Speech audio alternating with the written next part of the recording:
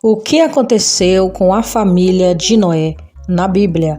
Para darmos início, vamos começando fazendo a leitura bíblica que está localizada aí no livro de Gênesis, capítulo de número 6, versículo 19 ao 21, que diz o seguinte: E de tudo que vive, de toda a carne, 2 de cada espécie meterás na arca, para os conservares vivos contigo, macho e fêmea serão.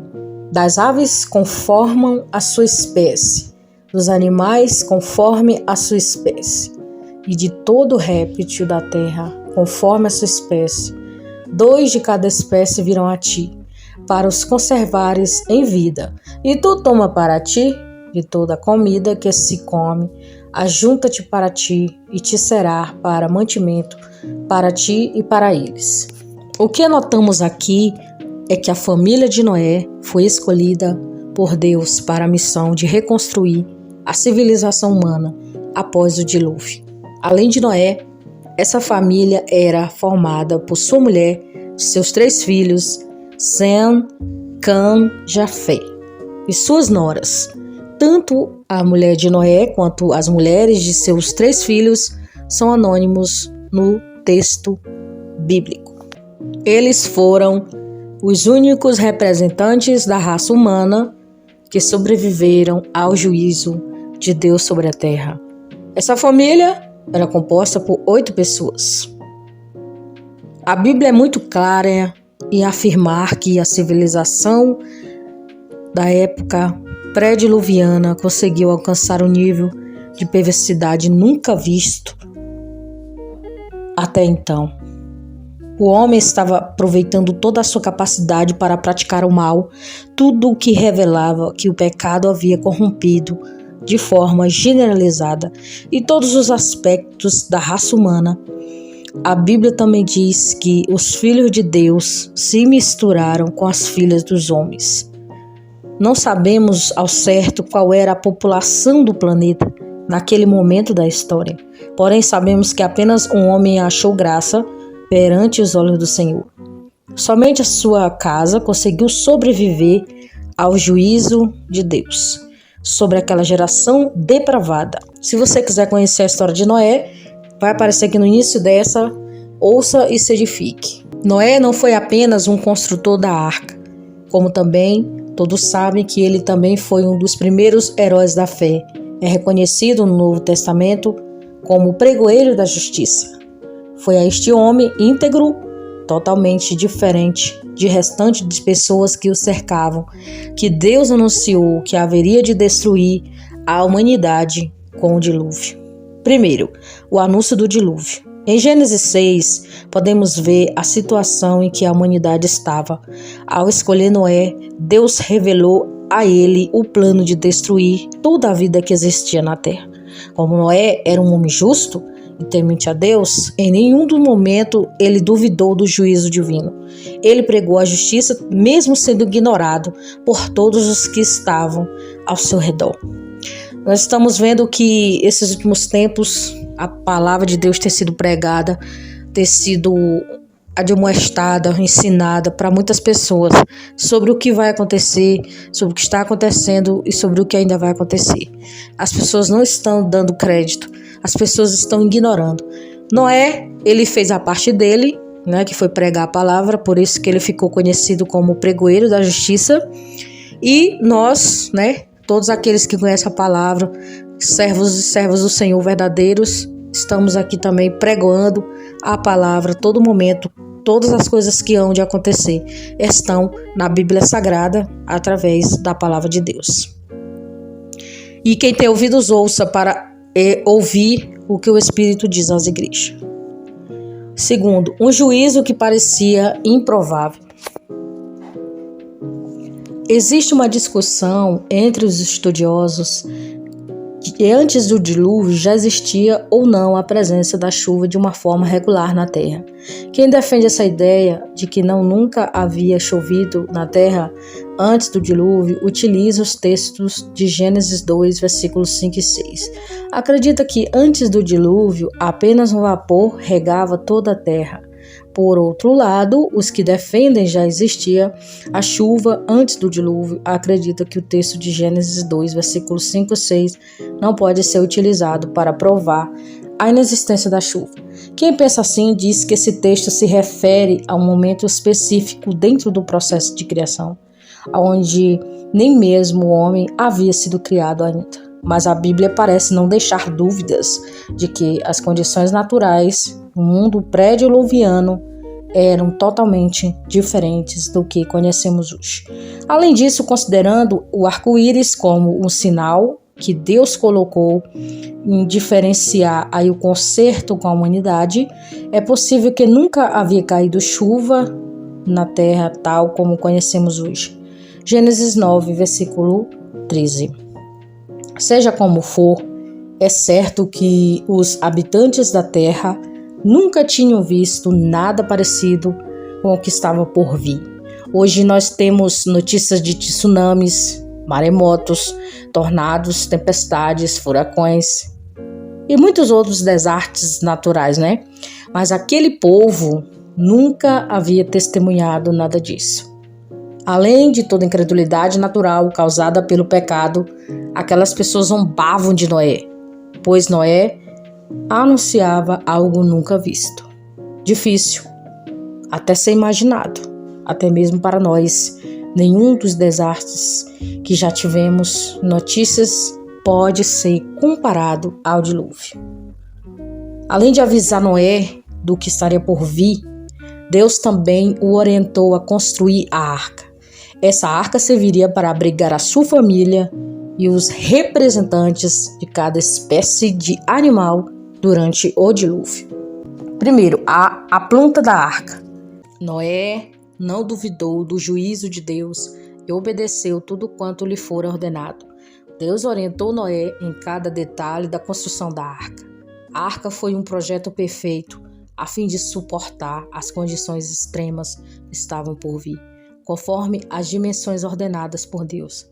A arca tinha um comprimento entre 138 metros a 169 metros, uma largura de 26 metros a 28 metros, em uma altura entre 14 metros e 17 metros.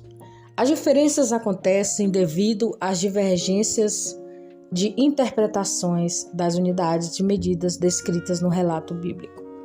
O mais provável é que o côvado hebraico básico era de 48,1 centímetros. Sendo assim, as medidas teriam aproximadamente 144,4 metros de comprimento, 24 metros de largura, 14,4 metros de altura. Considerando tais medidas, os três convéses da arca, convéses, tinha uma área de 10.241 metros quadrados, utilizando aí 44,45 para um côvado, com volume de 168 metros quadrados em um peso bruto de aproximadamente 13.960 toneladas, considerando aí uma capacidade de 3,59 ao cubo de espaço intocável, usável por uma tonelada. 2. A construção da arca. A Bíblia não nos dá muitos detalhes sobre os momentos da construção da arca. Pode ser provável que Noé e seus filhos também tenham contratado muitas pessoas para ajudá-los na construção da arca. Considerando que estavam envolvidos nesse empreendimento, esse projeto provável atraía atenção mundial, que levou também à rejeição universal dos avisos da pregação de Noé. Sabemos que, enquanto Noé construía a arca, ele também pregava sobre o juízo de Deus, mas a sua mensagem foi rejeitada por todos. Lê Hebreus 11, versículo 7. Mas aqui são suposições, porque na Bíblia está dizendo que quem construiu a arca aí foi Noé e seus filhos, Então não podemos afirmar, mas os historiadores dizem que teve ajuda. Mas é melhor acreditarmos no que está na Bíblia. Após um longo período da construção da arca, Noé e sua família e os representantes de cada espécie animal finalmente entraram na arca. O dilúvio, a Bíblia está dizendo que abriram-se as janelas do céu e choveu sobre a terra por 40 dias e 40 noites. Também foram rompidas todas as fontes do grande abismo. Provavelmente isso significa que os oceanos passaram dos limites nas costas continentais, contribuindo para a inundação. Sabemos que climatologia pré-dilúvio provavelmente era muito diferente do que conhecemos hoje. Acredita-se que todo o vapor que ficava suspenso na atmosfera superior é que, pela ausência das chuvas, formavam um verdadeiro oceano invisível no céu e desabafou sobre a terra na forma de chuvas torrentes. Gênesis 1, versículos 6 a 8. O dilúvio foi local ou universal? Algumas pessoas tentam defender uma ideia de que o dilúvio foi local, porém a Bíblia é bastante clara ao afirmar que o dilúvio foi universal. Vejamos. Gênesis 7, versículo 19. E as águas prevaleceram excessivamente sobre a terra, e todos os altos montes que havia debaixo do céu foram cobertos. Gênesis 7, 23. Assim foi destruído todo o ser vivente que havia sobre a face da terra, desde o homem até o animal, até o réptil, até a ave do céu. Foram extintos da terra, ficou somente Noé e o que com eles estavam na arca, que era sua família. 2 Pedro 3,6. Pelas quais coisas pereceu o mundo, de então coberto por águas do dilúvio. E o juízo de Deus. Os habitantes da terra foram avisados. Um juízo divino que viria sobre eles. Noé pregou a justiça, provavelmente por mais de um século. No entanto, ele e sua família, num total de 8 pessoas, sobreviveram ao dilúvio. É o que estamos fazendo, pregando a palavra aqui, ensinando o que é certo, o que é errado, o que vai acontecer. Estamos aqui pregando a palavra de Deus. Agora, quem não quer ouvir, aí é o problema da pessoa, que não quer ouvir. Mas estamos aqui, vamos continuar pregando sim, falando a verdade sim. Todas as verdades bíblicas vão ser faladas porque a palavra de Deus tem que ser pregada. Porque isso é uma missão, é um mandamento do Senhor, é uma ordenança para irmos e pregarmos ensinando o evangelho a toda criatura. Primeiro, o juízo universal. O juízo divino sobre a terra foi universal. Gênesis 6, versículo 13. Portanto, seria exigido um castigo de proporção universal. Deus não foi injusto com aquela geração. Aquelas pessoas foram avisadas, mas não se voltaram para Deus, pois todas elas estavam corrompidas. Gênesis 6, versículo 12. 2. O juízo divino no inferno. Sobre este ponto, primeiramente, podemos dizer com certeza que aquela geração da época de Noé já está em condenação eterna, esperando apenas o juízo de Deus. O juízo final. O juízo de Deus não passou sobre aquelas pessoas apenas no dilúvio. Elas terão que passar a eternidade no inferno, juntamente com os ímpios. Apocalipse 20, versículo 15. Nós vemos que Noé pregou para aquela geração. Isso significa que Noé, como pregoeiro da justiça, pregou no Espírito de Cristo e as pessoas daquele tempo não deram ouvidos. Leia 2 Pedro 2, versículo 5. Porém, a pregação de Noé foi rejeitada e todos foram condenados. O próprio apóstolo Pedro afirma a condição de que o Espírito de Cristo quem conduzia os profetas em suas pregações. 1 de Pedro 1, versículo 11. Conclusão sobre a família que sobreviveu ao dilúvio.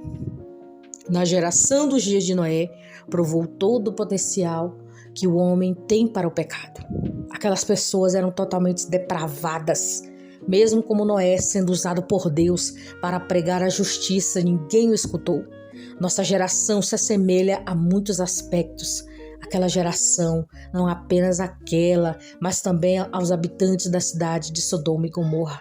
E todas as gerações que agiram de forma totalmente escarnecedora em relação aos mandamentos de Deus. Mas isto é um cumprimento do próprio Evangelho. E o juízo de Deus virá sobre a terra. Vamos ler 2 Pedro, capítulo 3, versículos 6 e 7.